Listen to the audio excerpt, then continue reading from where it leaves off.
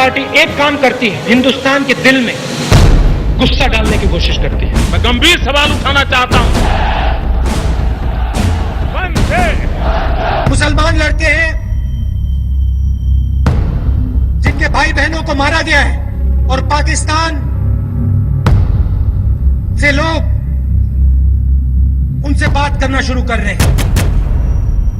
क्या कारण है कि आईएसआई आपके नाक के नीचे उत्तर प्रदेश के गलियारे में जाकर के अपने पैर पसारने की ताकत रखती है? आप कर क्या रहे हो? जब आग लगती है तो आग को बुझाना पड़ता है। आग बुझाने का काम कौन करता है? हम लोग करते हैं, कांग्रेस पार्टी करती है। फिर आजकल सारे हिंदुस्तान को बिन सांप्रदायिकता के पाठ पढ़ा है। मेरी दादी को मारा, मेरे पापा को मारा और शायद मुझे भी मार देंगे एक दिन। आपकी दादी के मरने का गुस्सा आना मैं समझ सकता हूं, लेकिन उन हजारों सिखों को मारने वालों पर क्या आपको गुस्सा आया था? कल मेरे कमरे में एक पुलिस वाला आया, इंटेलिजेंस का था वो। मैंने उससे पूछा, भैया आप कर क्या रहे हो आजकल? और वो मुझे कहता है, राहुल जी, मुजफ्फरनगर में जो दंगा हुआ है, उनको जिनको मारा गया है वहां पे, वो अब पाकिस्तान जाना चाह रहे हैं। भारत की अत्यंत गुप्त जानकारी उस व्यक्ति के साथ कैसे शेयर कर रहे हैं जिसने कभी गुप्तता का कोई शपथ नहीं लिया है, उसके साथ शेयर कैसे करते हैं? Hello and welcome to the final day of this round of the CNN IBN election tracker, brought to you in partnership with India's leading news magazine, The Week. For the last 3 days, we've been looking at the key battleground states that are going to the polls over the next month.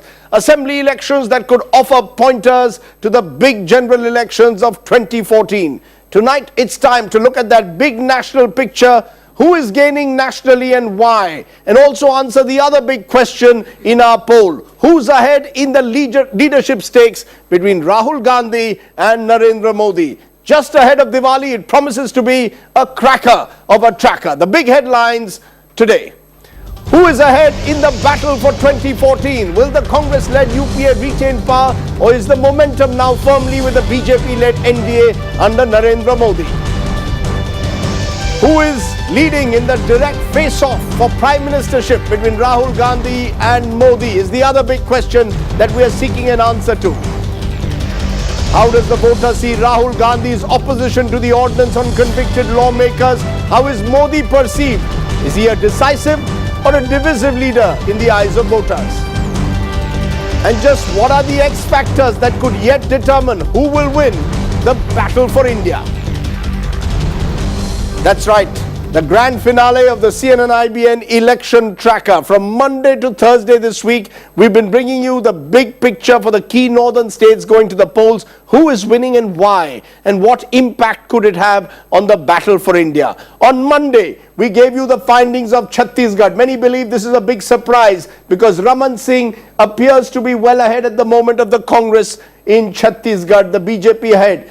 Also, Shivraj Singh Chauhan ahead of the Congress. The BJP, we believe, poised for a repeat and a hat-trick in Madhya Pradesh.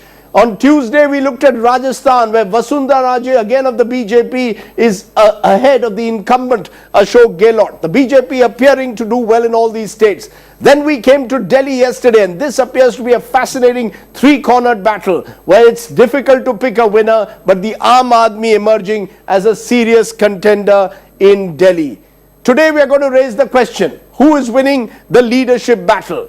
Rahul Gandhi or Narendra Modi? And we will also ask the question, who is winning the battle for India? NDA or UPA? What are the big projections that we will be giving? It's time now for the election tracker on CNN IBN.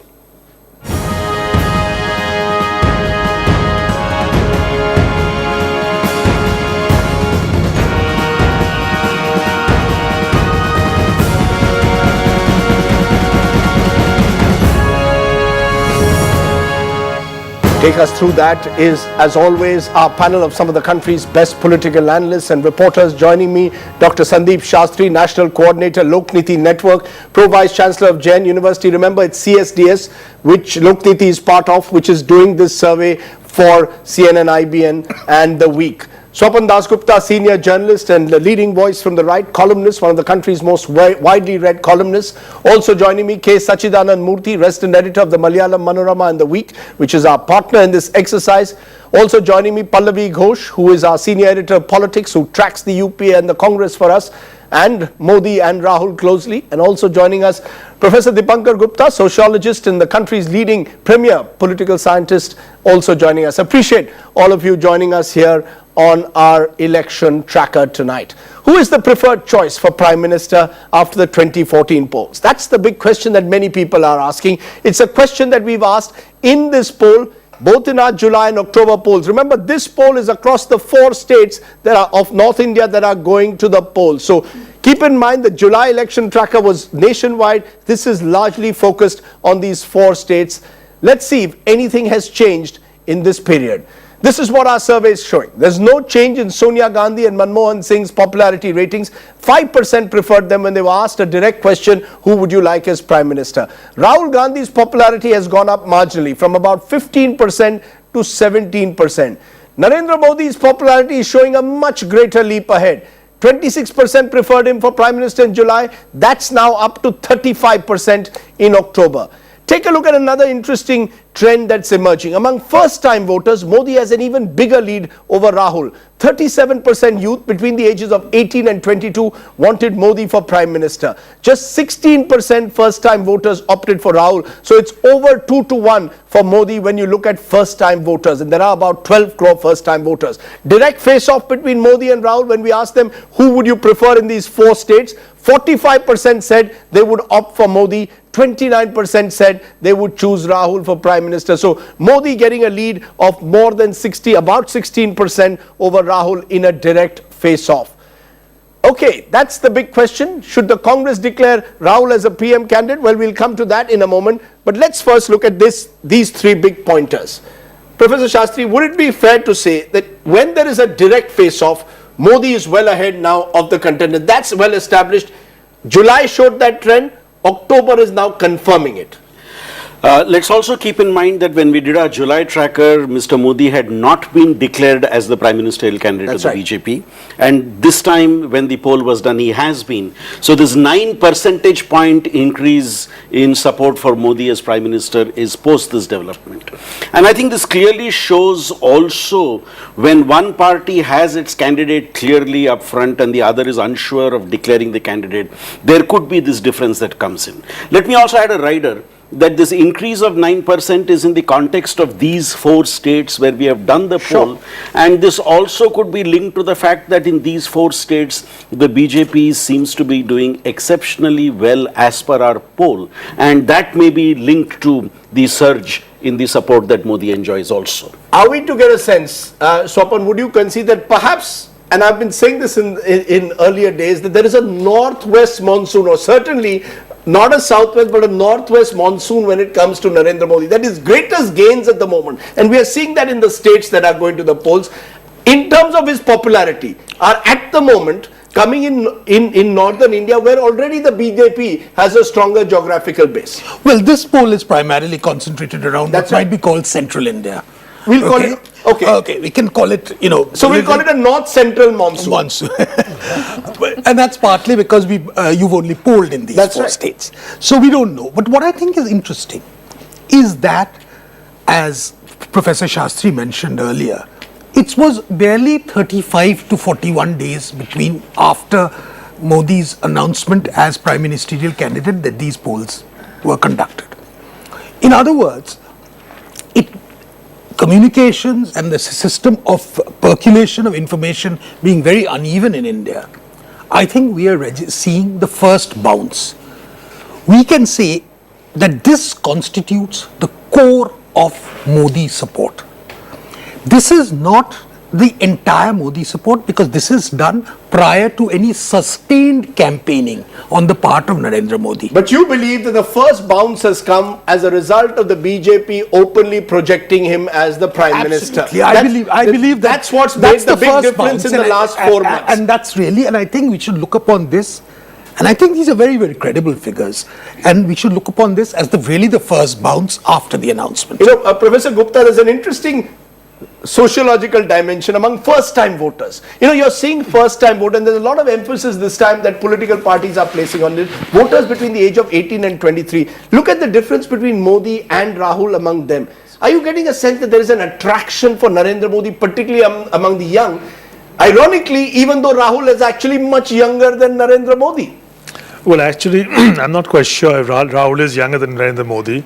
I think Rahul is 4 generations old, and Modi is actually 1 generation old. So I think that Modi, politically, he's the younger person. How do you explain that to us? When you say that you believe that politically Modi is actually younger than Rahul Gandhi? Because he's 4 generations old. His great-grandfather, his grandfather, his father, no, great-grandfather, grandfather, father, and he. You know, there's 4 generations. Clearly. But what is it? What do you believe is the fundamental attraction of the young for Modi? The young people always want to change. That's the nature of being young. And if young people didn't want to change, they wouldn't be young. Now imagine a young person saying, I'm voting for somebody who's 4 generations old, and it is a bit of a damper. But in Modi's case, the exciting part is that he's a newcomer, and he has risen from the ranks. And what is most important is that Modi is not a person who has promised them the moon and is going to deliver it, but what Modi has done is promising them a change, and that change is undefined. And because the change is undefined, you might say there is a question mark, will the young really stay with him, last the wash? I think they will, because on the other side, they don't have a clearly defined policy. But Modi is much older than Rahul, biologically. Yes. Modi has a white beard, Rahul often sprouts a black beard. But nevertheless, Modi, I think, is more attractive to the young, just as Anna Hazare, some years ago, was more attractive to the young than anybody else on the political spectrum. That's an interesting point. I'm just wondering whether Modi has captured the energies of the young. We mentioned yesterday's poll, Arvind Kejriwal was doing very well among the young. Dipankar is mentioning Anna Hazare, that it's not age that matters, it's how energetic you appear. It's the promise that It's the promise. It's the promise of change, of breaking with the status quo, the gate crashers as they are being called. Do you get a sense of that? When that the younger generation are attracted to Narendra Modi because he's in some way offering them something different to the established order. Yeah, also you must remember that Rahul represents the incumbency of the UPA 1 and UPA 2, which is, and the young are very frustrated, very angry with UPA, as we saw during Anna Hazare movement and other protests we had all over the country. So the young are angry with the Congress, and Rahul is the most important face of the Congress. Now it is not Manmohan Singh or Sonia Gandhi. So the anger against the So Rahul is suffering from the anger against his own government. There's a fatigue and anger. Yes, are you getting that sense, Pallavi, when you've been tracking Rahul Gandhi, that Rahul Gandhi is being hemmed in by the fact that he is at the end of the day having to carry the baggage of the UPA? That wherever he goes, he's going to be asked questions about the UPA government's performance. In that sense, if Manmohan Singh's popularity dips, it affects Rahul Gandhi as well. Or is it because Rahul has just not offered something dramatically new? We still don't know what is the new vision that Rahul will offer. I don't think Rahul has been able to cater to the impatience of the youth. I mean, one has to draw this comparison to, say, perhaps Priyanka Gandhi. I think she would have been able to enthuse the voters a bit more. Modi offers that hope, that answer to the impatience of the youth, that you are giving a solution right now. Rahul just seems to be a bit of a drag. He just goes on and on about philosophy, then ironically talks about his past. I mean, how can you keep on talking about the past? Youth is not interested in history, they want your future. Rahul offers that. You're shaking your head there, Dipankar. Do you agree with what Pallavi says, or you disagree with what she's saying? Well, I agree with her partly, but I think at this stage of the game, it doesn't really matter what Rahul does. He can sing, somersault, do whatever. The mood belongs to Modi right now. So very often people say that did Rahul get his act together? Did he say the right thing or the wrong thing? But now Modi, no matter what he says, and sometimes he says terrible things, people still lap it up. For example, his invocation of Sardar Patel was a horrible mistake. If Rahul had done something like that, we'd have been piling on him. But Modi has done it, no one's saying a thing. When you say no one is in the media, do you believe that Modi, in a sense, the media is being carried away by Narendra Modi? There is another interesting point here. Yes. The 21 percentage point gap in the youth is also reflected in another section, this 21%. Yes. High media exposure. Those who have high media exposure, there is a 21% gap between Rahul Gandhi and Narendra Modi. Those who are on Facebook, those who are on Twitter, those who are exposed to news media. And respond to what Dipankar is saying, that if Narendra Modi makes a mistake today, it's almost forgiven the next day. If Rahul Gandhi says something, for the next few days it becomes controversial, it's played again and again. I mean, is Narendra Modi actually almost Teflon-like at the moment? Well, he certainly wasn't very Teflon-like for the media a few months ago. If he's become a few years ago, I'll say. Few months ago. Few years ago. A few months ago. Okay. And if I think what's interesting is that Rahul is fully aware that the burden of the UPA's anti-incumbency is on his shoulders, which is why throughout in various of his speeches he has made a conscious attempt, sometimes deftly, sometimes rather ham-handedly, as in the nonsense episode, to distance himself from Manmohan Singh's two-term government. But that doesn't appear to have actually succeeded, because it's juxtaposed against what Dipankar has rightly called the fourth generation of inheritance. So you think Rahul Gandhi owning up to four generations of inheritance and you're disowning something else. Are we saying therefore that Rahul Gandhi makes a huge mistake when he says talks about his dadi, talks about his father, talks about the past? Are we saying he's making a mistake? He's got to talk about the future, not about the past. Is that what you're trying to say, Dipankar da? That somewhere he's got to talk about the future, not the past. He's got to offer aspiration and hope that Narendra Modi today claims to offer. But in fact, both of them are talking of the past, which is rather sad.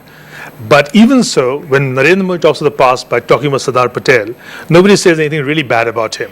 But when he talks about the past, invoking a more recent past, his grandmother and father, that seems to be a terrible political blunder. And I think that in times to come, democracy would do much, much better than what it is doing now if we forget the past and think of the future. And that, I think, is the promise of democracy. And that is something that Narendra Modi somehow is able to stoke from time to time. And Rahul Gandhi hasn't quite got his act together on this front. Yes, maybe you're right that one needn't go to the extent of L.K. Advani, who's constantly in a process of smaran hai. But I don't think the past can exactly be detached from what we are. It's the intelligent use of the past. But someone look at the way Modi has taken this Sardar Patel issue. Yes.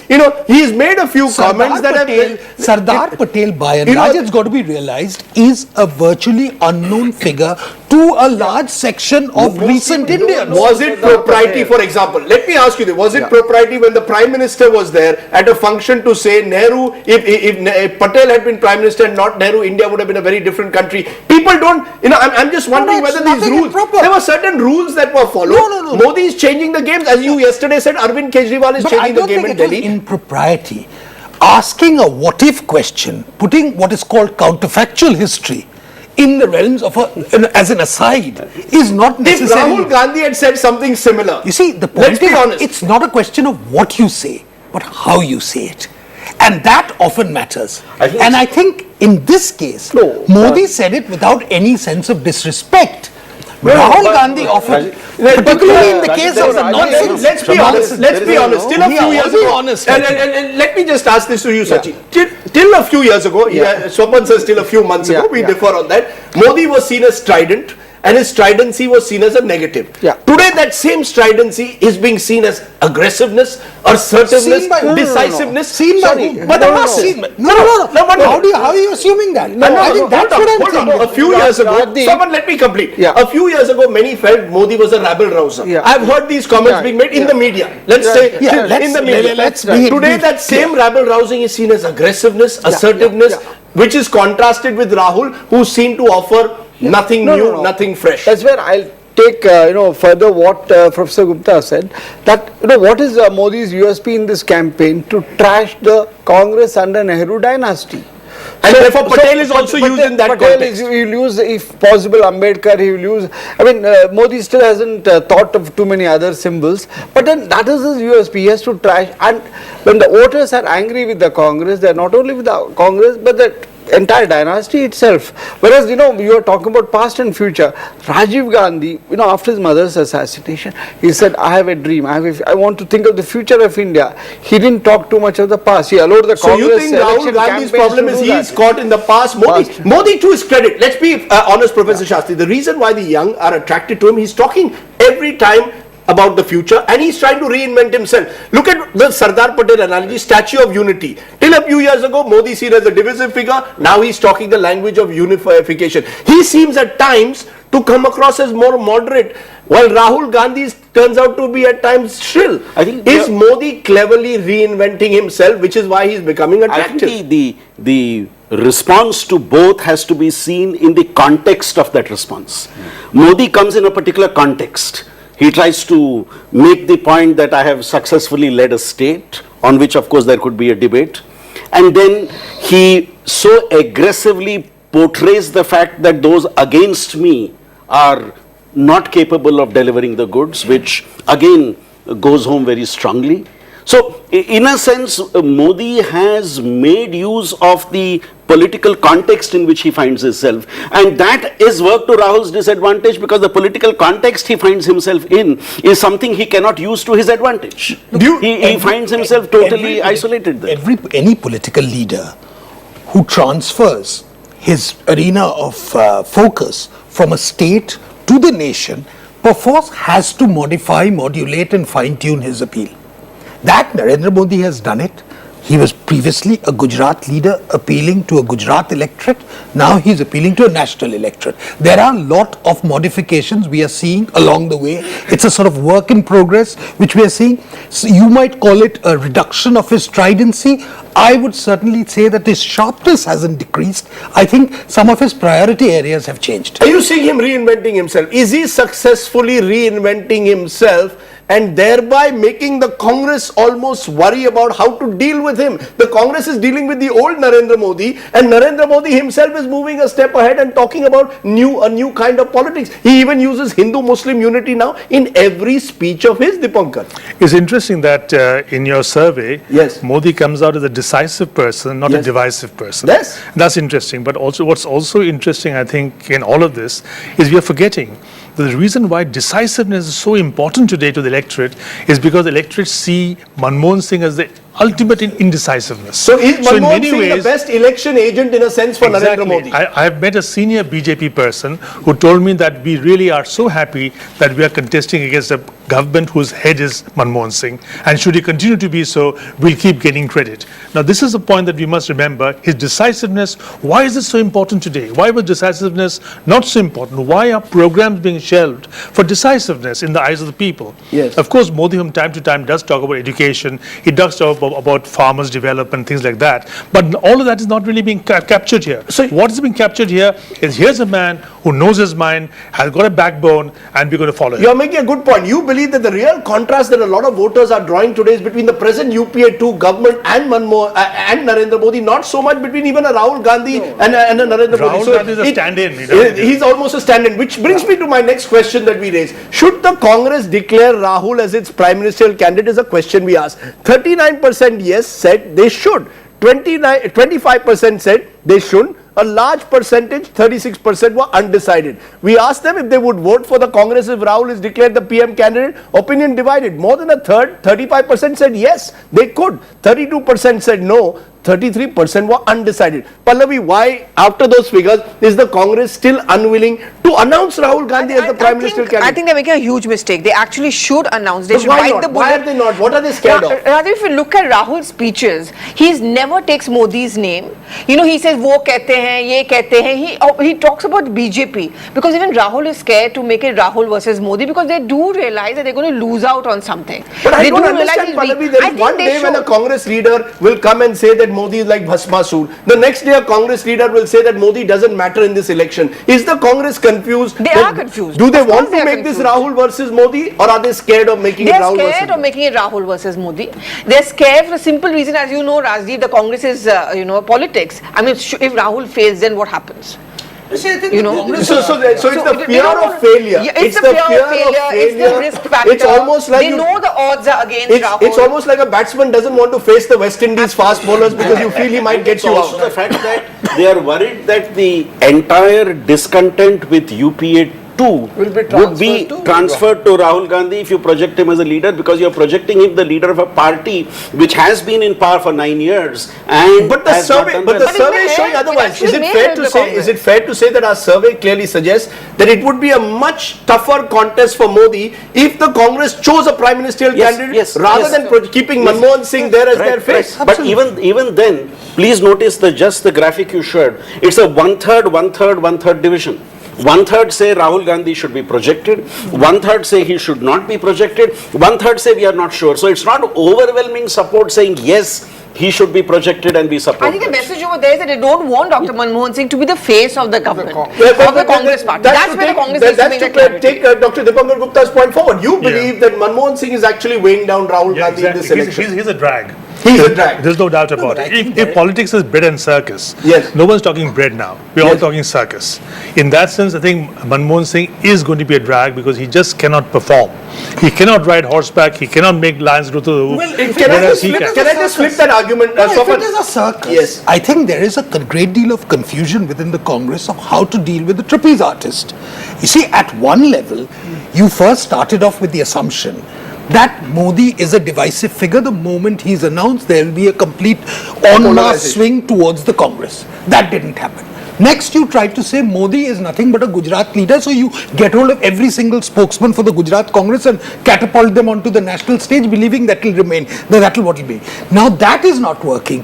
Finally, I think the Congress at every state is sort of shifting its stance on how to tackle But Modi, remember- because they don't want to Can I- frontally tackle Can him. I for a moment just shift the thing and say, is Modi happy that the contest becomes Rahul versus Modi? The manner in which he uses the word Shehzada repeatedly. Does it suit Narendra Modi to make this contest about Rahul versus Modi, or does it suit Modi to give Manmohan Singh as the person you should contrast me with?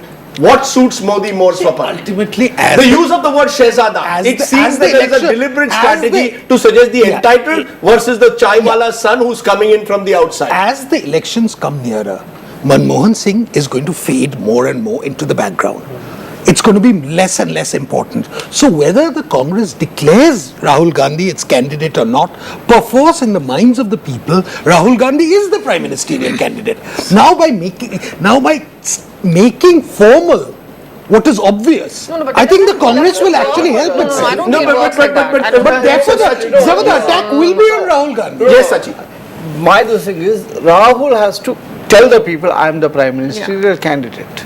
It's not the party declaring, which he is not speaking. He said, There was one He said, no, there yeah, was one Sarkar. speech. There was one speech he made in it is Rampur, government Uttar of the Pradesh, young people. where he said 2014 will see a government of young people. Young people. Do you Yes. believe that is the only hope in a sense No, for but then Rahul the next Gandhi? day he went on to say Manmohan Singh is my political guru, so people got And then confused he all was- over again. You can't do this. Exactly. People mean he may nominate somebody else, like his mother nominated Manmohan Yeah, Singh. there will be a So there is Manmohan Singh some without You know, kind of Indians, uncertainty. we have seen now elections are becoming at one level presidential. People want that's to what- know who correct. is my prime ministerial candidate. Yeah. At one side, I have Narendra Modi, who is aggressively, ambitiously saying, I want to be the prime minister of India. On the other hand, you've got someone who seems to be a reluctant crown prince who doesn't appear to be willing to tell us whether he wants to take any responsibility, be it prime minister or even a minister in the government. Does that make a difference? I think the upper in Congress's the survey challenge figures? is you have a existing leadership which knows it may not continue, and you have a new leadership which is projected by the party which is not willing to take over.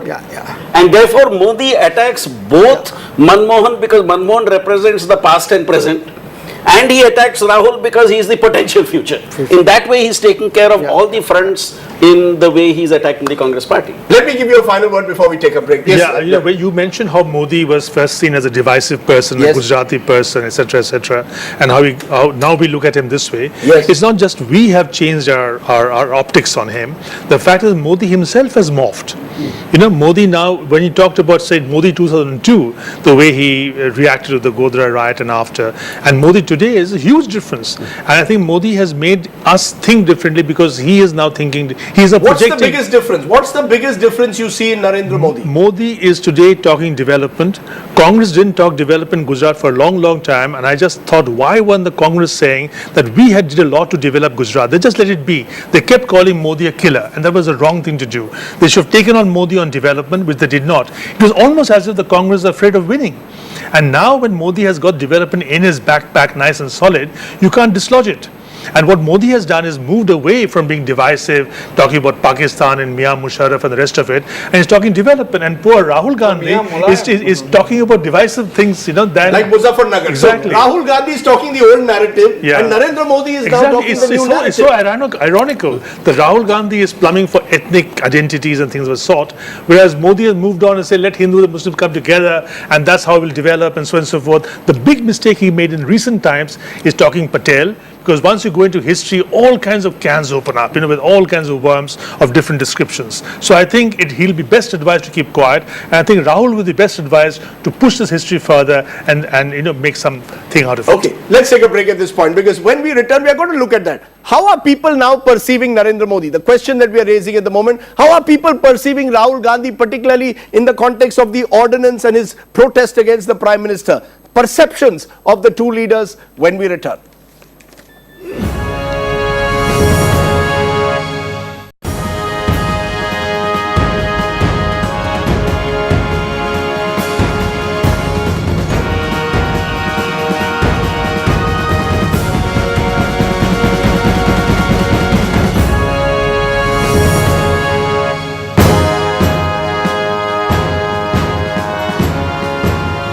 Welcome back to the CNN IBN election tracker in partnership with India's leading news magazine, The Week. You'll get all the details in The Week this weekend in their issue. The big question that we are raising today is the national picture across the 4 battleground states and comparing the popularity ratings of Rahul Gandhi and Narendra Modi. How do people, the voters, perceive Modi in these states? The largest number, 26%, consider him a leader who takes good and strong decisions. 21% felt he's capable of developing the country. Add that and it's 47%. Only 10% felt he practices the politics of division and discrimination. Remember, this is in these 4 states. A small number, 3%, consider he's unsuitable for leading a coalition government. Take a look at Rahul Gandhi and particularly the public perception of him after his comment of nonsense against the Prime Minister's ordinance or the government's ordinance. We asked respondents if they felt Rahul opposed the ordinance on convicted politicians only after public outrage. 37% said yes. Just 11% disagreed. Was Rahul's open opposition to the ordinance an insult to the Prime Minister? Yes, it was, says, say 30%. Just 15% felt it wasn't an insult. These are fascinating numbers that are coming out, particularly Modi, who for the longest time in the last decade has either been Maut ka Saudagar or has been seen as someone responsible for failing to control the riots in Godhra. Those are in Gujarat. Those are black spots on Modi. But it appears 10 years later, people today see him as decisive more than divisive. What explains this change, according to you, in these voter percentages? And is it across classes or primarily among a certain section that we are seeing it, or a certain state? I think there are 2 issues here. One, what we discussed in the earlier section, the repackaging of himself that Modi has done, specifically in the context of those he is challenging. Now, those he is challenging are often seen as those who have not been decisive, if you take UPA 2. So in that context, he has projected himself as somebody who is strong, who is decisive, at least in these speeches that he's making. And that has paid dividends. And that's why when people are asked what's the most important quality, he has 26% say it is that he is strong and decisive. And this whole question about his being somebody who discriminates against groups or people, that has gone way into the background largely because of the way he has projected himself today. Is it about image management? You know, is it about careful, artful image management, strategic management? I mean, a case study for anyone who wants to learn how to do political brand management, or is it more than that? Well, I mean, there has been a degree of brand management, no doubt. Every politician Spin doctoring? Every politician must do a bit of spin. But I think it's been defined by the context. And more than anything else, if today the events of 2002 or other associated controversies have receded into the background, and in fact are hardly spoken of, in fact, it's primarily because the principal issues which agitate the government are issues on which Modi is seen to be the strongest in terms of remedying them. In terms, exactly what we were talking about, the question of indecisiveness, the question of corruption, the question of drift, the yearning for a strong leader has not come because India per se believes in a strong leader. It has come because there's a particular context which defines so Modi is at the right place at the right time. Modi He's is at the right place at the right time. He's a child. He's a child of the UPA's mismanagement. You know, to that extent, if India was growing at 8%, if the Prime Minister was seen to be taking decisive steps, do you believe that Narendra Modi's popularity would not be half of what it is today? That Modi is not about what Modi represents as much as getting the benefit of what the UPA is unfortunately seen to represent today? Absolutely correct, because we look at the parallel of 2009 elections. India had grown very well during that period. There was much more confidence in the country itself. People were confident of their country, and Manmohan Singh had won a decisive battle. Then we were questioning about image management. I am reminded of as Modi's campaign progresses, I am reminded how another BJP leader went against a very indecisive leader of the Congress party, was perceived to be very corrupt. That is Atal Bihari Vajpayee. You see, Modi has... You're talking about the 1996 Modi has packaged himself partly on how Vajpayee handled. You look at the style of his delivery, his pauses, everything. I mean, all of them try to imitate Vajpayee, but Modi does it the best. You know, you've done the authoritative book on the Shiv Sena. I know an old colleague of mine who one day rang me up and said, you know, Modi's speech reminds me of Bal Thackeray and the rabble-rousing. But clearly, he's actually gone well beyond that. So, it's again looking at Modi from an old prism. Are we seeing Narendra Modi in a new avatar? I come back to it. Or do you believe this avatar is only being shaped by what we see on the other side, which is, as you've been calling, an impression of indecisive leadership? That if Manmohan Singh was changed tomorrow, and let's say a Chidambaram or a new leader was brought in, Dipankar Gupta, would Modi find it more difficult to project himself as a strong leader? Or is it too late now? Well, the alternatives you just proposed are not really good alternatives. Chidambaram is not the person who would be... So what kind of person do you believe could take on a Narendra Modi, if at all? Does the Congress or UP have anyone you believe who could take him on? If you ask me, yes. I think there'd be really a flutter in Modi's camp if Sonia Gandhi were to say, I'm going to be Prime Minister, the candidate. You're saying Sonia Gandhi is the only person you believe who can take on Narendra Modi? She'll create a real flutter in the camp. But unfortunately, unfortunately, Sonia Gandhi doesn't have her mother-in-law's instincts. And we're speaking on Indira Gandhi's death anniversary today. You believe that Sonia Gandhi is the only... How would she be able to counter Narendra Modi? He would raise foreign origins. He wouldn't raise foreign origins. He himself has said the foreign origins are not an issue any longer. What Sonia Gandhi would bring on the table is this whole business about being pro-poor. There are many people in this country, a large number of lower middle class to lower class people in this country, poorer people, who do think that Sonia Gandhi has a heart in the right place, but for all these other people, things are not going well. But I thought Rahul Gandhi is also trying to talk the language. It's not working for him. Why is the language not working for Rahul Gandhi? If Sonia epitomizes that one, and B, Sonia is more presentable. For God's sake, you must remember that. She has a gravitas about her, which is very important. You must remember now, we don't really care about institutions anymore. Mrs. Indira Gandhi killed the Congress, it's an institution, and Modi has done his best to kill the BJP as an institution. What really matters is people. And that is the most important thing, which is why you say presidential, etc., etc. It's not really presidential. It is plebiscitary kind of election. Do you want this man or that man? And that is what counts. If you look at the reasons the people give for wanting a prime minister of a different sort, the first thing they say is honesty. You're serving. That's right. The second thing says decisiveness. And the third thing surprise of surprises, they say that we want a secular leader. It's the secular is second. It's number three. Number three. Yes. Number three. Yeah. Second number three. That's right. Right Honesty there. and decisiveness is And then emerging second the two number most three. powerful And reasons. they say all of this, and then they say Modi. So you see what has happened is that Modi's 2002 image is now gone. The good thing about the people is they forget history. The bad thing about leaders is that they keep remembering history. Well said, Dipankar Gupta. But let's turn to Rahul Gandhi here. The figures that we are getting on the ordinance. Most people are saying that Rahul Gandhi reacted even to the ordinance after public outreach.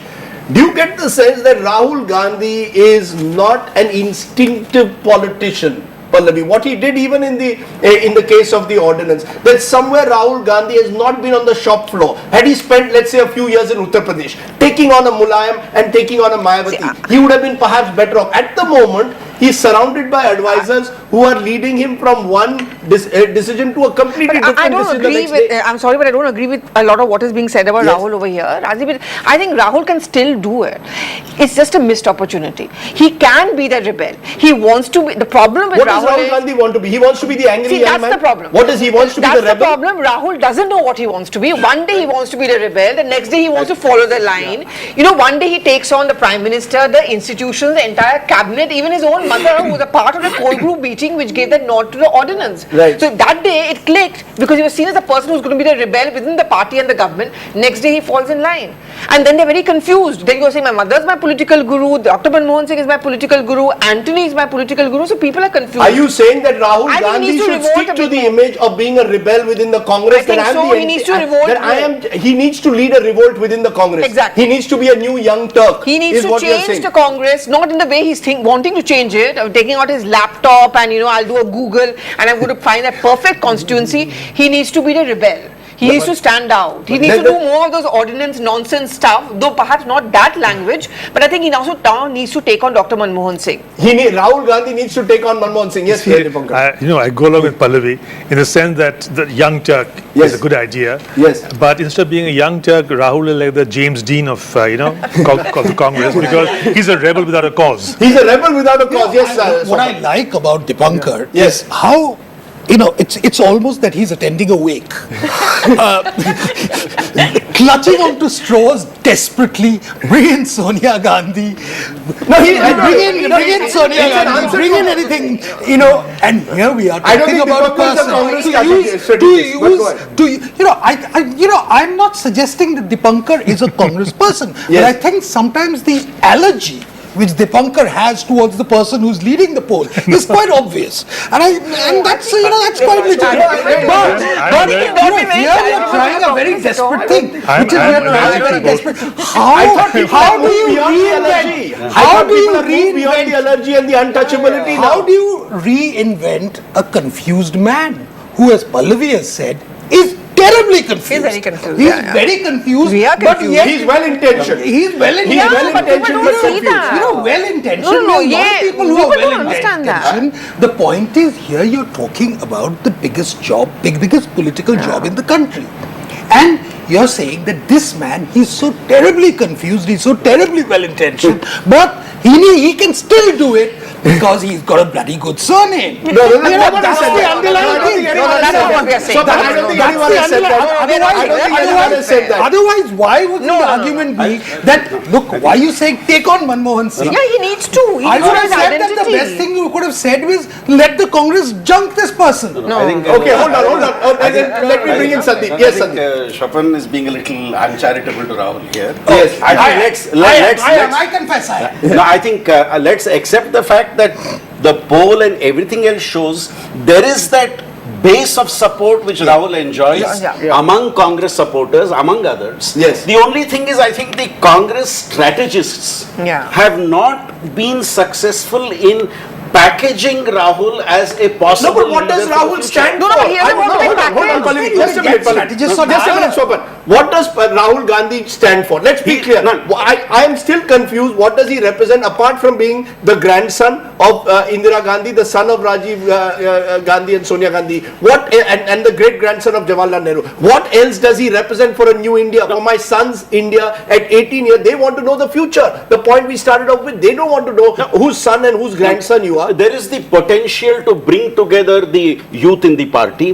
There is the potential to lead the next But he hasn't generation. done it. He's been 10 years in politics and he's that's 43. That's the point I'm making. The opportunity for that is there, which the party has not made use of in an effective manner. Professor Shastri, even after they lost Uttar Pradesh, he said Uttar Pradesh is my karma bhumi, I'll go there. He rarely goes. He still only goes to Amethi. He should have crisscrossed Uttar Pradesh on a yatra. Why doesn't he take those? I mean, he's not a 24/7 politician at the That's moment. the point and I'm Indian making. politics has changed. That's exactly the point I'm making. The potential which should have been brought together by all the leaders in the Congress who are trying to project him, that is not happening. You see, he is being left to go forward, and then people are leaving him and he's left to decide his own strategy Yeah, at but that you see, stage, rather than helping him in a the- cohesive manner to Can take I it forward. get That's Dipankar what Dadar to answer what, since Swapan said that you have an allergy for Narendra Modi and therefore you are offering Congress some some straws which they can clutch onto. Is there an allergy you believe also towards Narendra Modi still among a sizable section of Indians? Let's be clear, which goes beyond the minority. You see, the thing is this, that I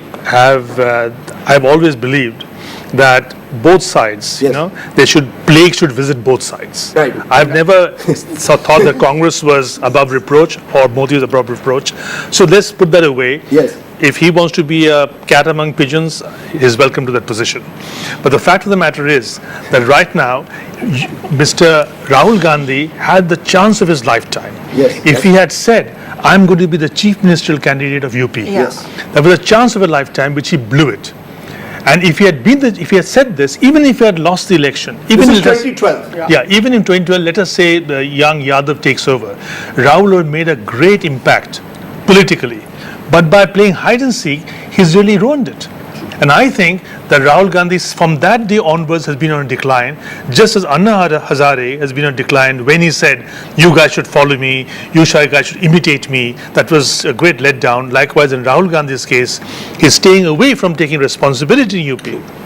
I was in UP at that time, and believe me, so many people said to me, we are not going to vote for Congress, but should Rahul Gandhi say, I'm going to be chief minister, we might vote for But it. he's never missed an opportunity to miss an opportunity. So now you've reached a exactly. stage where the people are being offered an alternative, which they are finding much more attractive, Sachi. So let's give Modi credit that he has gone there. He's a 24/7 politician. He's proved himself in Gujarat, and therefore people believe that there is a contrast between an inexperienced Rahul Gandhi and someone who comes with the credit in a way of claiming to be the Vikas Purush of Gujarat. Rajdeep, let us look at the context of this poll. It is only in 72 Lok Sabha constituencies. Point taken. And there are many other players all over the country. You know, the entire eastern half of the country, from Assam to Tamil Nadu. Sachi, let me stop you at that moment, because that's precisely what we're going to look at in our next segment. right. That there are X factors that are there. That this is, remember, primarily about central or north central India, where at the moment Modi is clearly scoring over Rahul Gandhi in the leadership stage. But how is this going to play out in a national projection, and what are those X factors that could dramatically, if at all, alter the equation? Coming up, the big question, is there a momentum shift towards the BJP, and what are our national projections in our October election tracker? That's in a moment from now. You're watching Election Tracker on CNN IBN.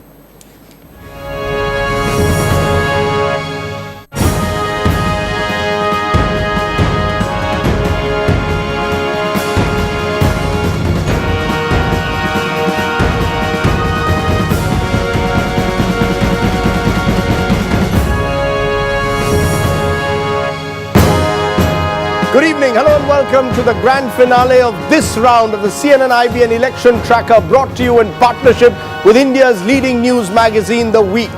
For the last 3 days, we've been looking at the key battleground states that are going to the polls over the next month, assembly elections that could offer pointers to the big general elections of 2014. Tonight, it's time to look at the big national picture. Who is gaining nationally and why? And also answer the big question in our poll, who is ahead in the leadership stakes between Rahul and Narendra Modi? It promises to be, before Diwali, a cracker of a tracker. The big headlines. Who is ahead in the battle for 2014? Will Congress-led UPA retain power, or is the momentum now with the BJP-led NDA under Narendra Modi's leadership? Narendra Modi emerges as the clear preferred choice for Prime Minister in the 4 poll-bound states. Rahul Gandhi's ratings rise only marginally. First-time voters show strong preference for the BJP's PM candidate. And what are the X factors that could yet determine who will win the big battle for India? All that and more with a special panel coming up in a moment. But first, our other headlines as well. One of the suspects in the Patna blast case gives the Bihar police the slip, escapes from an NIA safe house where he was being interrogated. NIA claims Mere Alam was a witness and not an accused.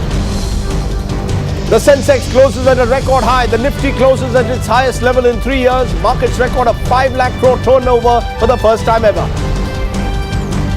There's some good news ahead of Diwali. Petrol prices cut by 1 rupee 15 paise a litre. Diesel prices up by 50 paise though. Jet fuel prices drop as well. The Uttar Pradesh police admits to lapses even as the Supreme Court expresses concern after a fresh bout of communal clashes in Muzaffarnagar. Leave 4 people dead, 8 are arrested.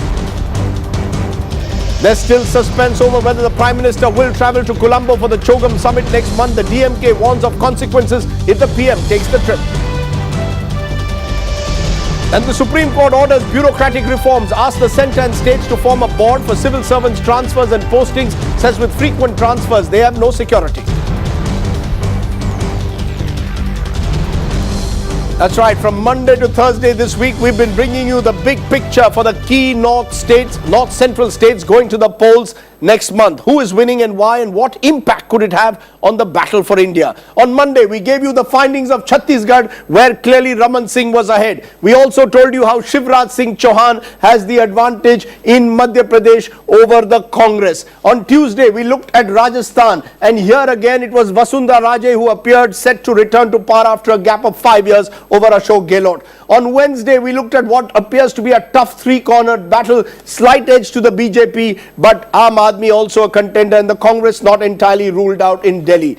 Then we spoke a short while ago about the leadership stakes between Narendra Modi and Rahul Gandhi, where Modi appears to be ahead. But how can all that we've done over the last 4 days affect the national picture? Take a look at what happened in these 4 battleground states in 2009 Lok Sabha. Let's take a look at the numbers. 2009 results, 72 Lok Sabha seats across Chhattisgarh, Rajasthan, Madhya Pradesh, Delhi. The Congress won 40, the BJP won 30. That was the picture then. Our July projections, when we did our first tracker, showed 27 for the Congress, down 13, and BJP was up by 12 to 42. How is this now all transferring given the latest poll survey that we've done in these 4 states? Let's go straight to Dr. Rajiv Karandikar of the Chennai Mathematical Institute. He's our statistician who does the projections. Rajiv, what is it looking like if elections were held today in these 4 states for the Lok Sabha? Rajneet, if elections were held today and people vote the same way as they voted for the Vidhan Sabha, then Congress would be down to 12 and BJP zooms up to 57 out of this 72. So between July and now, a change of 15 seats from Congress to BJP. That is my assessment based on the current polling data. Would it be fair to say that these are states, Rajiv, where Lok Sabha and Vidhan Sabha you usually see similar voting patterns?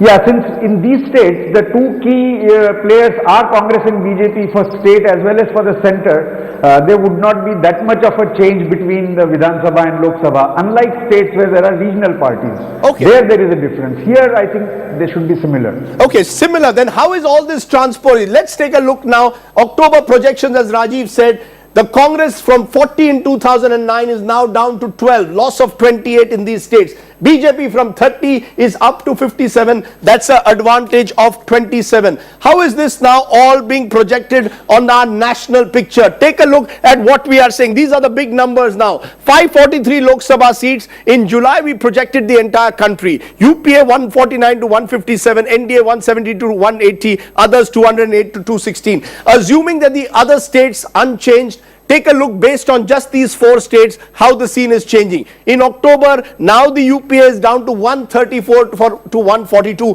because of the loss suffered in these 4 states alone. NDA is now edging towards the 200 mark. That's a critical mark. 187 to 195 for the NTA. Others which are not in contest in these 4 states remain where they are the same. Take a look at the Congress-BJP battle. That's also changing now in our projections. In July, we said 131 to 139 for the Congress. Now the Congress is coming down to 116 to 124.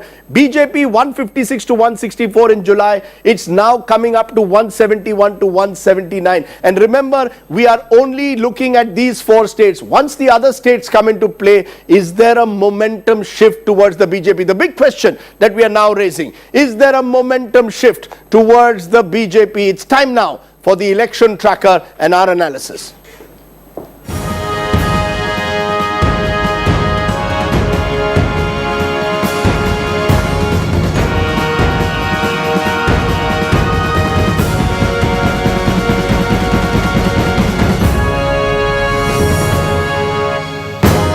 That's right. Let's go straight across to our panel, introduce them. Joining me is Professor Sandeep Shastri, Pro Vice Chancellor at Jain University, also Director at the Lokniti Network, which along with CSDS has done this poll for us. Swapan Dasgupta still with us, who's been there right throughout, leading voice from the right and one of the country's most read columnists. Sachidanand Murthy of The Week, our sister, our partnership in this exercise, resident editor of The Week and Malayalam Manorama. Dipankar Gupta, one of the country's leading social scientists, is joining us, and he's someone who keeps a close eye on politics, has written some of the most definitive books on Indian political sociology. And Bhupendra Chaube, National Affairs editor of CNN IBN, is also with us. Also joining us are our political guests. We are bringing in the politicians now. Joining me is Yogendra Yadav, who now is a politician, I might add. He is not anything to do with the survey, contrary to what many believe. He is, of course, now a member of the Aam Aadmi Party. Ravi Shankar Prasad, looking a little tough there. Ravi Shankar Prasad, you can afford to smile after looking at those figures. I'll also be joined by the Congress person in just a moment. They will join us in a moment. Abhishek Manu Singhvi of the Congress will join us in a moment. Let me get first reactions to those numbers from our politicians. Ravi Shankar Prasad, you seem to be edging, or the NDA seems to be edging towards 200, and this is just on the basis of these 4 states. If where polling will take place next month, Lok Sabha, you are edging towards 200.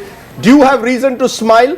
Do you believe that you'd be satisfied with 200, or is it still mission 272, which seems a little tough at the moment? Well, Rajdeep, this is the shift which has taken place in 2.5 months' time. Yes. Elections are still nearly 200 days ahead. Yes. Mr. Narendra Modi has been made the leader.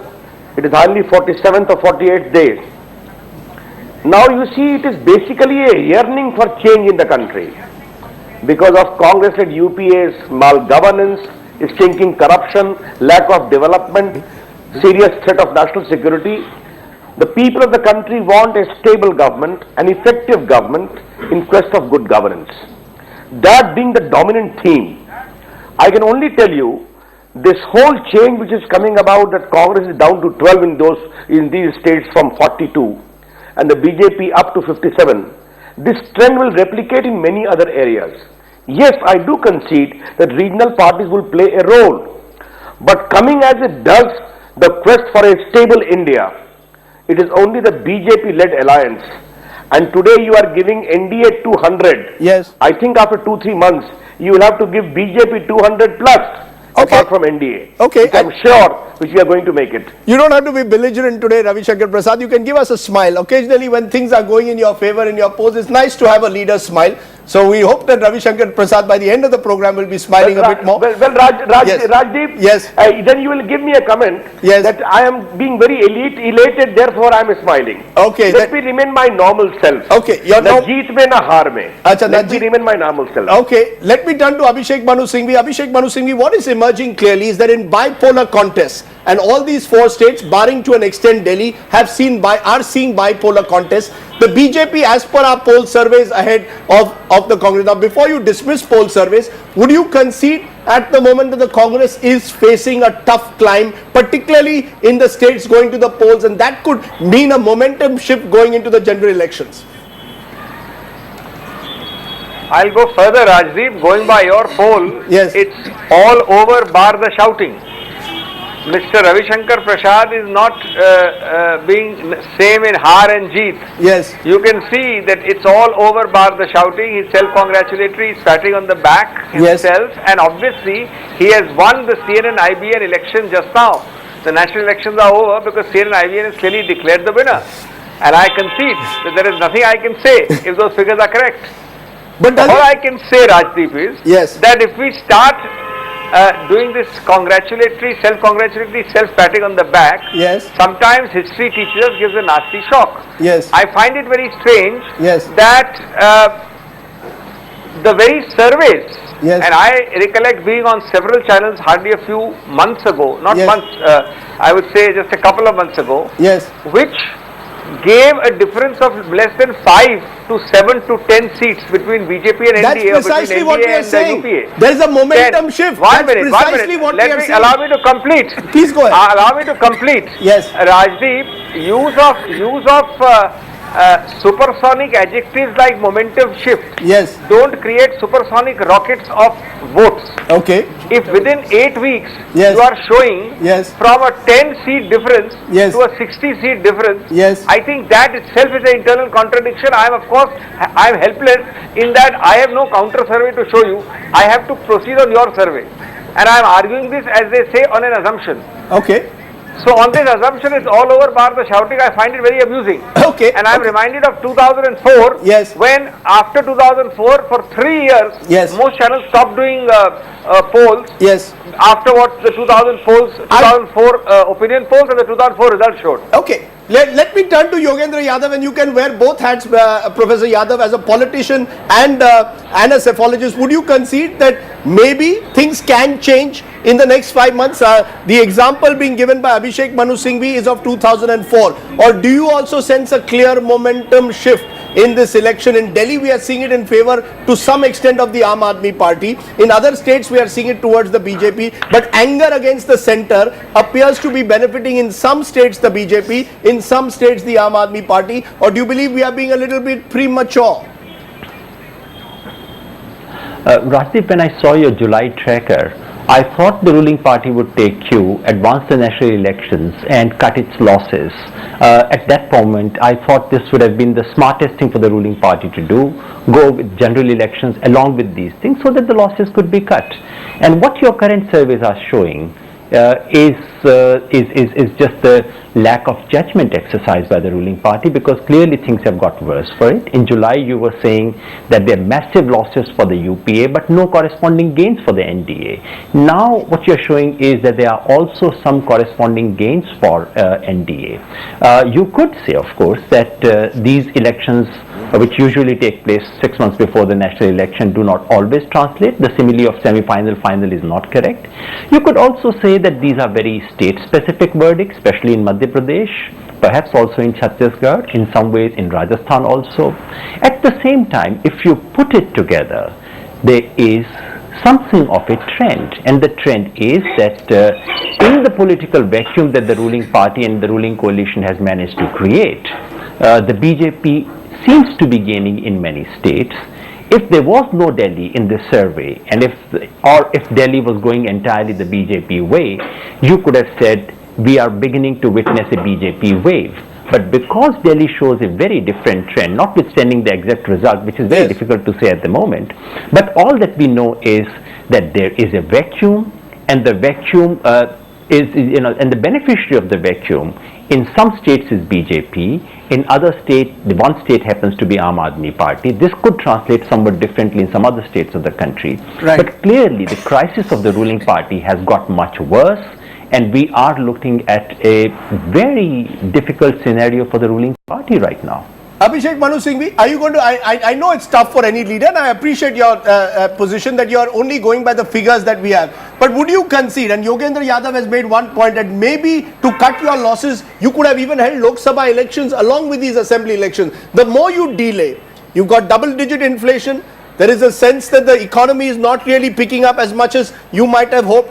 Do you believe that you delayed, the more you delayed the election, and we've seen this, and I'm giving you the example again of 2004 and 9. Once a party gets momentum, they get 20-30 seats more by the time Lok Sabha comes. Should the Congress still be calling for an election, maybe even as early as February, not wait till April, May? Rajdeep, these are all double-edged arguments. Yes. They cut both ways. The person only who is wiser after the 2014 elections, rubs his hands in glee and said, I told you so. Yes. Today, I am reminded when you talk about, and of course, please remember, I am only reacting to given figures. I am reacting to a survey. Yes. I am obviously made my caveat that I don't accept them. Yes. Now, I am reminded of 2003. Yes. Mr. Vajpayee declared elections in December or January of 2004. Yes. In around September, he was convinced by similar logic that he must go and since there were elections and polls in Rajasthan and several other states, and the Congress did very poorly, and the NDA BJP did very well, he was persuaded to prepone the polls by about 5-6 months. In fact, the announcement of the polls was made as early as January, but they happened in May. And that was based entirely on the performance of the 4 state assembly elections in 2003, September, October, November, etc. And Mr. Vajpayee is informally supposed to have been on record in ruining the fact that he accepted the advice to prepone the elections. Right. Because 2004 got you what you know what it got you. Yes. Now, had Mr. Vajpayee done well in 2004, it is said, yes, that's good advice. Now that he's done badly, people are castigating those who gave that advice. I take your... So it's not so simple at all. I take your point. I take your point. I'm not... Counter argument is that if you are in fact seen to be doing badly in July, again, assumptions and presumptions on basis of your figures, then there is an attempt to improve situations. Maybe the economic climate improves, etc. So a longer term perspective of elections is better. So it's not so simple as giving these, quick knee-jerk reactions. Can I get a quick reaction from Ravi Shankar Prasad? Ravi Shankar Prasad, history can repeat itself in various ways. 2003, you swept the 4 state elections except for Delhi in the state election. Madhya Pradesh, Chhattisgarh, Rajasthan. Yet you lost the general election because you chose the wrong alliance in Andhra and Tamil Nadu. Therefore, would you concede that what happens even if you win 3 out of 4 or assuming even 4 out of 4 of state elections, you could still have a long way to go before the Gaddi of Delhi is with you? Rajiv, you may recall 2004 election results remain an enigma. Yes. Wrapped in riddles. If I can use Mr. Churchill's expression. Yes. How we won so convincingly in Chhattisgarh. Yes. How we won so well in Madhya Pradesh. Yes. How we did so well in Gujarat, in Uttarakhand. Therefore, there cannot be one benchmark. Yes, what happened in Andhra Pradesh certainly was a big shocker. Yes. But here, if I go to your own projections, I had occasion to see many of your survey results in this trend itself. Yes. You are also factoring in the state of inflation, the record of Government of India, how India has been misgoverned, and the woe of Congress party in these states is also referable to the way India has been governed by the party led by the government led by Congress party. Therefore, in your survey also, wittingly or unwittingly, the role of Government of India is very much in focus by the response of the respondents. Now, once the national election comes into being, you are surely going to have the same kind of disgust, almost critical opposition, strong revulsion among the people of the country against the way India has been governed. If Congress party is not willing to take the right lesson, good luck to them. Let them testify. But if my good friend Abhishek Manu Singhvi feels that if inflation could not be controlled in 4 years' time or 5 years' time, if Indian economy could not be put on rail in 2 to 3 years, they will do so in coming 3 months. Good luck to them. India is now in a poll mode. I'm going to ask one last round of questions to the politicians before I turn to the experts, which is quite simply the leadership question. We've just discussed Modi versus Rahul, and we found, Yogendra, that that's a question on which at the moment Modi is winning that battle. Even in perception terms, people are now seeing him as decisive more than as divisive. Would you concede that that is what is also giving an edge at the moment? Even possibly in Delhi at the moment, when the real crunch comes, if Modi starts campaigning, it will give the BJP a jump because he is being seen at the moment as a person who can deliver. And in a presidential or plebiscitary kind of election that we are having, that is going to make a critical difference in the months ahead. On Delhi, Rajdeep, I don't think Mr. Modi's presence is going to make much of a difference. Yes. Because voters of Delhi make a clear distinction between PM and CM. Yes. Also, I personally think Mr. Modi will actually not stake his reputation in Delhi. I want to test it out. I want to see how many rallies will Mr. Modi address. How much of his personal reputation will he put at test? That would be a test of his political courage. Yes. Let's check it out in Delhi. But more importantly, generally speaking, there is a political vacuum created by loss of legitimacy of the ruling elite, loss of political judgment, and loss of nerves. And in that situation, when people are desperately looking for an alternative, they are ready to suspend disbelief. That is where Mr. Modi walks in. He positions himself differently, presents himself as someone who has nothing to do with 2002 Gujarat, as someone who is decisive, strong, and so on. And yes, that message may have an appeal. In times of political vacuum, these things do happen, and Mr. Modi seems to be gaining from this. I'm not sure, though, if Mr. Modi has reached the kind of stature. Your poll would show that better, and you can look at the pictures. The kind of figures that Mr. Vajpayee had, where he was getting BJP votes beyond its normal constituency. Is that beginning to happen? I'm not sure. Modi is still not reaching Vajpayee's popularity figures, that is true. But Abhishek Manu Singhvi, what is clear is Rahul Gandhi is also not rising at the moment. And the question is, and Dipankar Gupta almost suggested that one of the solutions is that you've got to replace the Prime Minister, even with a Sonia Gandhi possibly was what he suggested. That one of the problems that you're facing, Modi comes across as decisive because Manmohan Singh comes across as weak. And when you compare the two, that's where your problems are. So Rahul suffers because we don't know what he stands for. Manmohan suffers because he's seen as weak and indecisive. Modi comes across as decisive, and he comes across as someone who people believe is a performer and is committed to development. How do you respond to that? Rajdeep, permit me my 2 minutes. Yes. First of all, I reject this plebiscitary presidential approach. Why? Why are you rejecting those it? Who have this is the problem with the Congress. I just started, Rajdeep. This is the problem with the Congress. Why are you rejecting it? I have a difference of view. Okay, go ahead. But if I disagree with you, is it a problem? No, I'm saying our survey shows. I'm not obliged to agree with you. I'm wondering why the Congress is so against it. Let me tell you why. Yes. I want to make 3 points. And since you've given such a long question with so many interventions, allow me at least a shorter answer than the question. Yes. First point, I reject the plebiscitary presidential approach.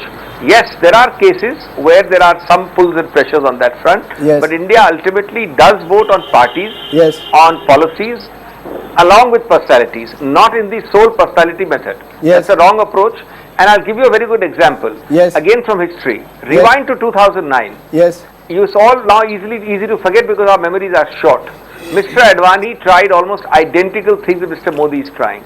He attacked the Prime Minister. Yes. He projected himself as the Prime Ministerial candidate. He made it into a presidential contest. In 2009, exactly the same thing. Vituperative comments against India was growing at 9% in 2005. We'll be lucky if we grow at 4.5%. In 2009, there were no corruption scandals. Today there are corruption scandals that have come every 6 months. Despite your several interruptions, yes, you've just made my point. Yes. So it can't be a projection of weak and indecisive prime ministership. Yes. Yes. It's the general mood for 1.5 years. Yes. Please don't say 9 years. Yes. For 8.5 out of 10 years, yes, a great growth path. Yes. For 1 year, the party has been slightly spoiled because of overall economic climate. Yes. But don't ascribe it to this great decisive Iron Man of India, which doesn't exist, versus a weak Prime Minister. The third point is that Mr. Modi had almost been declared virtually, without being formally declared as Prime Minister candidate, yes, after which the BJP lost Karnataka, after which the BJP lost Himachal Pradesh. So don't think that there's a Modi wand out there. Okay. Let's just look carefully at 2009, and a very similar thing was tried by Mr. Advani. The only difference is Mr. Modi is trying it this year, not Mr. Advani. Can I get then a quick response from all my panelists? You've heard the politicians for a moment, and before I go back to them, I want the first reaction. Sandeep Shastri, those figures, there are 4 states. As the psephologists, they are limited at the moment to 4 states. Do you believe we can extrapolate them and believe that this could lead to a momentum shift across India? It could lead to a momentum shift. But who will be the beneficiary of that shift, I think, is an important question. In these 4 states, the BJP has been the beneficiary of a disenchantment with the ruling party. In other parts of India, it could be the BJP, it could be regional parties, it could be others. So there is a momentum shift, but which direction that shift actually takes could vary when you go beyond these 4 states which we are now polling. Sopan, react to what you heard from Abhishek Manu Singhvi, that in 2009 there was a similar mood that LK Advani was being projected as the strong leader, Manmohan Singh was the weak man, the BJP lost. What is so different between Modi and Advani 2009? If the results of the 4 assembly elections turn out the way you have projected in today's poll, then I think 2 things are quite clear. Number one, that with a loss in all 4 states, the Congress will probably be heading a lame duck government. That will inevitably result in the principal opposition party being the main beneficiary and a shift in focus to that. At present, that happens to be the BJP.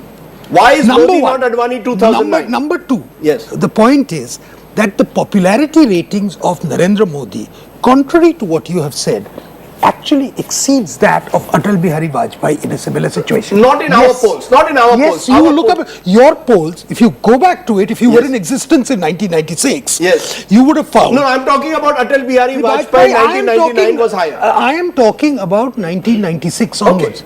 Yes, Narendra Modi's performance is far wider, his appeal is far wider than even Vajpayee. I know this may sound like heretical comment. It does not necessarily undermine Vajpayee. What it shows is that there is a different set of circumstances in which Modi is gaining.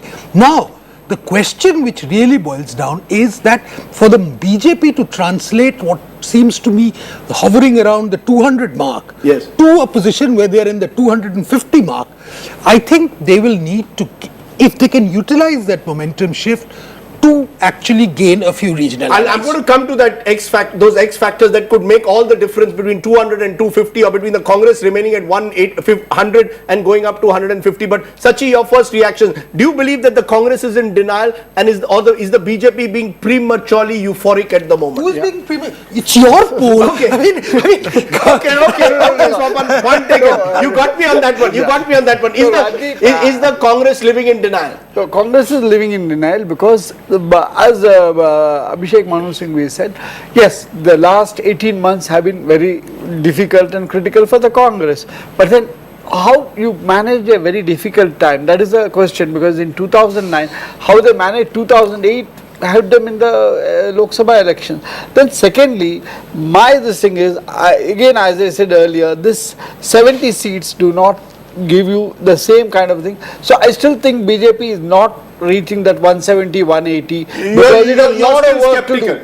BJP has a lot of work to do. Dipankar, you saw the moment I raised the question about whether the terms of this debate need to change. That in some way, so long as Manmohan Singh remains a focus of Modi's attack, weak leader versus a decisive leader, the edge appears to be as per our poll with the BJP.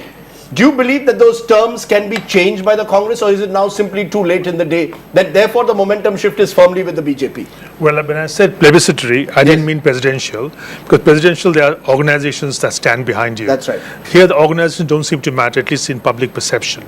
However, to answer your question, please recall that in 2009, Manmohan Singh was a strong man. He was a machete-wielding politician who undercut the left front, and he brought in the nuclear deal, and the 2009 victory in many ways was Manmohan's victory, and Manmohan was a strong man. Number 2, and we must remember that Manmohan was not always seen as a weak person. In fact, a large number of people said that this was Manmohan's victory, the 2009 victory. The second thing is very important, and that is Congress in 2009 won practically half on its own urban seats. That's right. More than on its own. More than enough. Except for Bangalore, virtually every big city went with the Congress. That's true, but UPA won more, but Congress on its own won little more than half the urban seats. UPA won much more. All right? Now the point is, what were people voting for? They're voting for a strong man, a machete-wielding artist who was not going to rest on his oars and let the boat just gently glide away. But What Manmohan Singh did in turn was, he didn't actually develop on that, didn't build on that. People are now voting for aspirations. Manmohan Singh seemed to represent that aspiration, which is why urban India voted for Manmohan Singh, and it is the same reason why Manmohan Singh has betrayed them, that the same urban Indian is now voting for aspiration looking at Modi. But may I just quickly add one point? You know, someone on the panel was pointing out that the BJP needs to have some X factor to take itself beyond the kind of figure that you're projecting. Listen, you've not done a survey, Rajdeep, post what has happened in Muzaffarnagar. You've not done a survey post the kind of stories which have come out from parts of Karnataka and part of UP. I think that this X factor that we're talking about could well come up after what has happened in Bihar, for instance, where, you know, the number of bomb blasts which have taken place in a rally which was being addressed by Narendra Modi. Which is the party which stands to benefit? Is that the X factor that you need to look at a little more closely? Can I look at those X factors? Let's take a look at those X factors and then come back to our politician. The X factors that we believe could yet determine who will win the battle for India. We're giving 6 today on the program. Will Modi and the BJP be able to sustain the momentum in the key battleground state of UP against Mulayam and Mayawati? Will the Congress go in for a pre-poll alliance in Bihar with Nitish or Lalu? Will the Telangana decision that could be taken in the winter session alter equations in Andhra Pradesh? Will fresh alliances emerge in Tamil Nadu? Will Raj Thackeray be a potential spoiler in Maharashtra and make it a three-cornered race? And will Yediyurappa's return or possible alliance with the BJP make a difference in Karnataka? I want quick points, starting with you, Abhishek Manu Singhvi. If there was one of those X factors that you are counting on to hope that when we do our next election tracker in a couple of months, things will change, what is that one factor that you believe can change between now and April?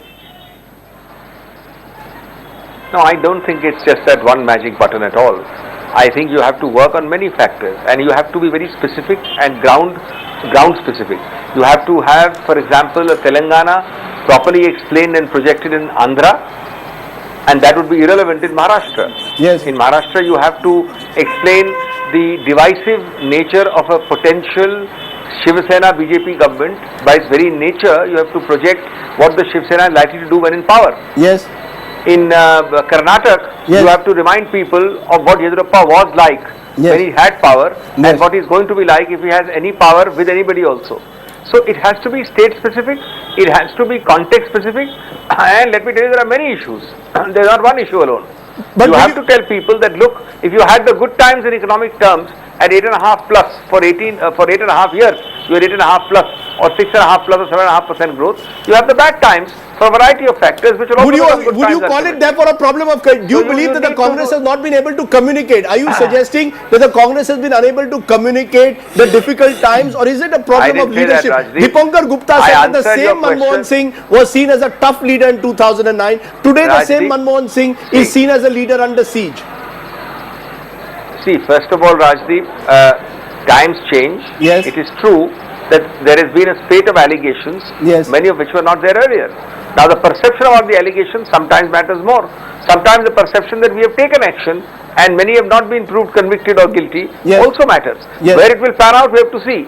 But what I was only saying was answering your real point, that there is no general blanket single magical button or bullet which you can bite. Okay. There are a number of issues which are state specific, ground specific, context specific, and I think holistically you have to push them all. Okay. And there somewhere a result comes. Well, the fact is the Congress at the moment appears to many independent I will observers take as leave confused. now, as you know, I have to go at 9:30. It appears a little as confused. But Ravi Shankar Prasad, what is that X factor that you believe will make a difference? Because the critical factor remains Uttar Pradesh. Let's be clear. The difference between the BJP getting 170 Lok Sabha seats and moving towards 200 really lies in Uttar Pradesh. Please tell us, Ravi Shankar Prasad, how are you going to change the political map of Uttar Pradesh in the next 5-6 months? Competing against Congress, you seem to be doing well, but the regional parties and your own limitations of your geographical base, that could still hurt you, Ravi Shankar Prasad. Rajdeep, first of all, Abhishek can devise his campaign strategy in a long time still. Yes.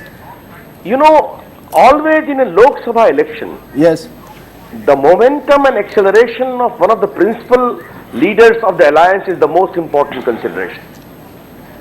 Let me be very blunt to you. Yes. If BJP is 120, 130, even our existing allies will leave us. Yes. And the day BJP crosses 180, 190, not only existing but 20 more will come, as happened in 98 and 99. Are you talking of pre-poll or Ultimately, post-poll? it is a game of numbers. Are you looking for pre-poll or post-poll allies? I'm saying both, Rajdeep. I'm saying both. You're Rajdeep, by temperament, I never make tall claims. Yes. But kindly mark my one sentence today. Yes. The result of Bihar and Uttar Pradesh in the coming Lok Sabha election in favor of BJP is going to be astonishing. Okay. Mark my word. I will not give the number. But since you asked me Uttar Pradesh, yes. Since I remain, excuse me, I remain very active on the ground. Yes. Recently involved in Patna rally. Yes. I know my state very well. I have been in charge of Uttar Pradesh in the past in some assembly elections. I keep a tab on Uttar Pradesh as well. Yes. Again, I repeat, the result of these two big states in Lok Sabha elections are going to be very, very astonishing in favor of BJP. Just keep that fact in mind. You know, Yogendra Yadav, no one knows UP and Bihar as well as you do. Do you believe that these two states are seeing the shift? Is this the X factor? Because for the BJP, they need to win at least 30-35 seats at the very minimum in Uttar Pradesh, and they need to make gains in Bihar. Is this where the battle becomes tougher? That when it's bipolar versus Congress? Rajdeep, I have to go. Can I complete, Rajdeep? Yes, please go ahead. Rajdeep, what is important is, yes, keep one factor in mind. Mr. Modi has addressed meetings in Patna, one of the biggest in the history of India. Sir, crowds don't translate into votes all the way in Bhopal. Sir, you know crowds don't always translate into votes. I know that. Also in Tirchi. Yes. At least give me some benefit of knowing Sir, my but you're not going to win an election in Trichy. You're not going to win an election in Trichy. There are geographical limitations also. Let's look at the other side Rajdeep, Rajdeep, allow me to complete my sentence, please. Yes, go I ahead. believe. Yes. I'm only trying to convey the national mood. Okay. From Tirchi to Bhopal, from Patna to Rewari, from Kanpur to Bahraich to Jhansi. Yes. Jhansi, we had only 4 MPs constituency meeting. Yes. Yet you have seen the turnout. Yes. All this is a yearning for the change. And if 3 months' time, your own projections can show a shift towards the BJP, who knows, in the coming 3 months, it will become a wave towards BJP. And surely, Narendra Modi leadership is playing a crucial role in that. Can I therefore then get Yogendra Yadav? Yogendra, on UP and Bihar, do you share the optimism of Ravi Shankar Prasad? I'm not so sure about Bihar because the situation is far more complicated there, and it's not clear. Of course, it's clear that Nitish would lose somewhat, yes. Maybe substantially, but it's not clear where the losses would go. But I think Uttar Pradesh is very critical, and Bhupen said something in passing and in a very subtle way. It's something we don't want to talk about. It's not something we all, are very comfortable discussing. But something is happening in UP. And could well take place in other places. Are you saying a polarization? Are you saying there's a polarization? Let's be clear. Are you saying post Muzaffarnagar in UP there is a potential polarization that could benefit the BJP like it did in the early 90s? The report suggested that Muzaffarnagar itself was an outcome of that kind of a thing and would lead to consequences which are of that kind. That's very important. Your poll is from one part of India, which is Congress BJP. Yes. Add to it possible gains in Gujarat, perhaps in Karnataka. But the real big push might come from Uttar Pradesh if situation remains the way there is. There is a political vacuum, there is intense communal polarization happening, and it is quite possible that secular politics of this country, complacent as always, may have underestimated what's happening there and the kind of consequences it might lead to. So there is a possibility of gains for BJP. Probably Bhupen was saying something. No, I just wanted to make a clear point. You see, let's be very clear. I've been traveling on the ground, and let's be very clear that the one party which stands to lose the most because of what has happened in Muzaffarnagar, and in fact what has happened even today as we speak here, is the Rashtriya Lok Dal. The Rashtriya Lok Dal today has been completely annihilated. That's Ajit Singh's party. That's Ajit Singh's party which has been completely annihilated. The pockets of influence that a Mayawati had, or to an extent that an Akhilesh had because of his youthful appeal in the last assembly elections, all those pockets today are increasingly thinking of moving towards the BJP. So therefore the one party that stands to benefit, and if the BJP has to cross that threshold of 25 to 30 to 40 and 45 and God knows how many, that's the Western UP belt. Let's then take a break at the point, and I'll get my panelists to then tell me what they believe is going to be the decisive factor in the next 6 months. What could make the difference between what appears to be our election tracker position at the moment, the NDA inching towards 200, and the possibility of a much closer fight. What's going to make the difference? The final X factors when we return.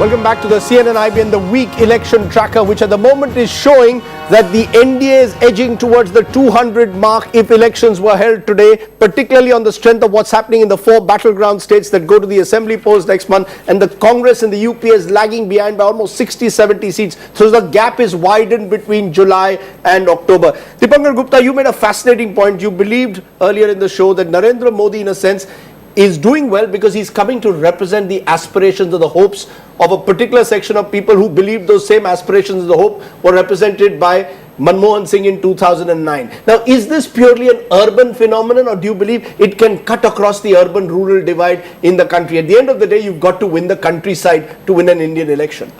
Well, you know, I've said it before, I'll say it again. The Bharat versus India divide is a bogus divide. It doesn't really work.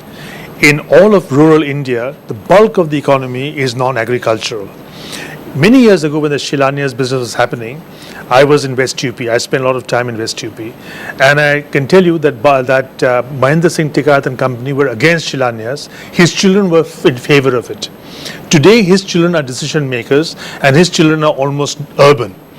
In the villages and yet urban outlook, because they're looking outside the mud walls, waiting for something to come up from somewhere and take them away. So today, you know, if you look at the urban-rural divide the old-fashioned way, you're going to be misled. If you want to look at Modi as a bright-eyed and bushy-tailed activist, the reason why it appears that way is because he is tapping the aspiration nationwide. There is no rural-urban divide in terms of aspirations. They all want to be where the bright lights are. That's fascinating. So you believe Modi is being able to tap into those aspirations beyond urban India? There's a new aspirational young India. We should stop thinking of felt needs. We should start thinking of felt aspirations. Spoken like a good political sociologist. But Sachinandan Murthy, you've been consistently saying, putting that rider, saying, look at other states where things could become very different to the states that we've surveyed so closely in this round of the tracker. Which part do you believe is that black hole for the BJP and the NDA? I'm looking at the eastern coast of India. Take Bengal, 42 seats. Take Orissa. Take Andhra Pradesh. I mean, Tamil Nadu and Kerala, West Coast. These are states where the BJP doesn't have a strong organization or a strong traction, unless, you know. So you don't go by the theory of Ravi Shankar Prasad that there is a wave from Trichy all the way a sense to northern India. No, if you have 25, they don't have the organizational base to translate even the goodwill into votes. If you have a minimum base of 25%, Modi can take it to 40, 45%, 50% maybe. But they don't even even have happen that. in Bihar, it can happen in UP. But not in eastern India. Not in eastern. Not in eastern and southern India. That is the weakness. How is, let's be clear. You've been saying, Sopan, throughout that the BJP wants to make this presidential, let's call it plebiscitary in a way, but Narendra Modi, the issue of this election. How does Modi overcome the geographical weaknesses that the BJP has that even Atal Bihari Vajpayee could not? At his best, the BJP got 182 seats under Vajpayee. Let's address both the questions. Yes. In terms of respective popularities, and I'm grateful to Sandeep Shastri for giving me those figures just now. If you look at Vajpayee's popularity as the preferred choice for Prime Minister in 1996, yes, it was 23%. Yes. In 1998, it was 27%, the period at which the BJP got its high. It's only from 1999, when he'd been in Prime Minister already and the Kargil war had taken place, that his ratings shoot up quite dramatically. Yes. So, in terms of that, the 35% ratings which Narendra Modi gets by your polls, and remember, I'm comparing him with the CSDS polls. So I think we are seeing a substantial spread of Narendra Modi's support. Number two, I think if you look at the places in the past 4 elections where the BJP has come first or second, it will be 297 constituencies in this country.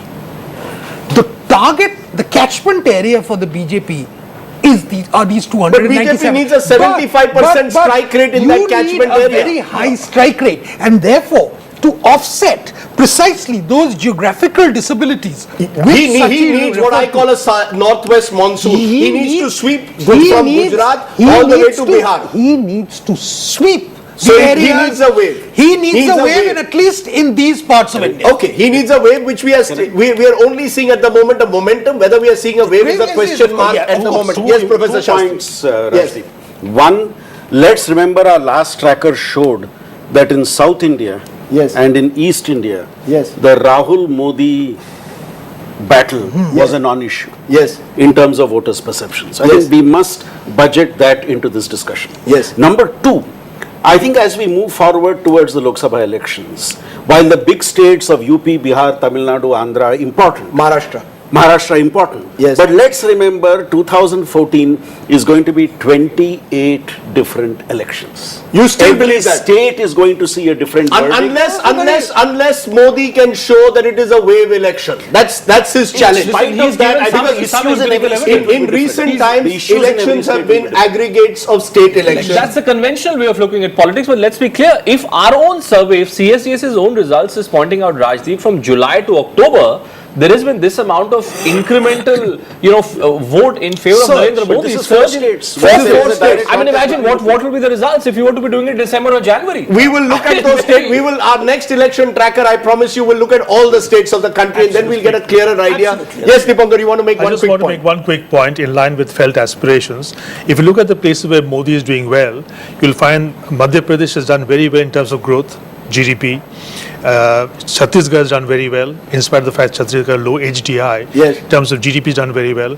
Rajasthan has done very poorly economically. And it so happens Rajasthan's governed by Gehlot and the Congress.